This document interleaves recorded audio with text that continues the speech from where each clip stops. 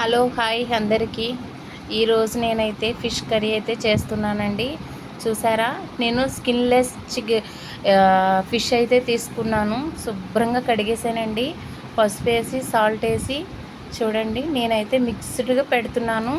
అది మీకు ఒకసారి చూపించాలని మళ్ళీ వీడియో పెడుతున్నానండి. చూడండి, రుచికి తగ్గట్టు కారం అయితే యాడ్ చేసుకోవాలి మనం. నేను ఆల్రెడీ ఇది వరకు ఒకసారి పెట్టానండి, కానీ అది కరెక్ట్గా రాలేదన్నారు. సో మళ్ళీ పెడుతున్నాను.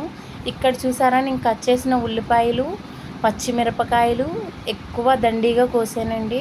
మొత్తం అన్నీ కలిపి మిక్స్ పెడుతున్నాను. దానికోసం కొంచెం కరివేపాకు కూడా యాడ్ చేశాను. నేనైతే ఇదే ఆయిల్ వాడతానండి, సన్ఫ్లవర్ ఆయిల్. చూడండి, చాలా మంచిది కూడా సన్ఫ్లవర్ ఆయిల్.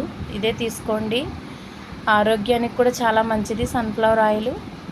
చూడండి, నేనైతే అలా క్యాన్తో వంపుతున్నాను. మీరు కానీ వంపకండి, ఎందుకంటే ఇది నా ఉజ్జాయింపుగా నేను వేస్తున్నాను. సో నాకు ఎక్కువ వండడం క్వాలిటీ అలవాటు కాబట్టి నేను ఇలా మీకు చూపిస్తున్నానండి. మీకు ఎంత కావాలో అంత మాత్రమే వేసుకోండి ఆయిల్. ఫిష్ కర్రీకి అనేది ఎప్పుడు కూడా ఆయిల్ ఎక్కువ ఉంటేనే కర్రీ అనేది టేస్ట్ ఉంటుంది, చాలా బాగుంటుందండి. మనకి ఇలా 2 రోజులైనా కానీ ఖరాబ్ అవ్వదండి. చూసారా ఫ్రెండ్స్, నేనైతే నీట్గా కలిపేసి పక్కన పెట్టుకున్నాను. దానికోసం చింతపండు అయితే పిసుకుతున్నాను. చూడండి, ఆల్రెడీ నేను చింతపండు నానబెట్టాను. ఒక 1/2 కిలో చింతపండు అయితే నానబెట్టానండి. ఆ 1/2 కిలో చింతపండు మొత్తం కూడా గుజ్జు తీసుకొని చిక్కగా చేపల కర్రీలో అయితే వేసుకోవాలి. చూసారా, ఇలా నేను చూపిస్తున్న విధంగా మీరు వేసుకోండి. అదిగోండి, నేనైతే కలిపి పెట్టుకున్నాను. లాస్ట్గా కొత్తిమీర అయితే దాని మీద వేసేసి డైరెక్ట్గా పొయ్యి మీద అయితే పెడతానండి. నేను చూడండి, మార్కెట్ నుంచి ఫ్రెష్గా అయితే కొత్తిమీర తీసుకొచ్చాను. ఆల్రెడీ అది కడిగేసానండి, ఆరబెట్టాను.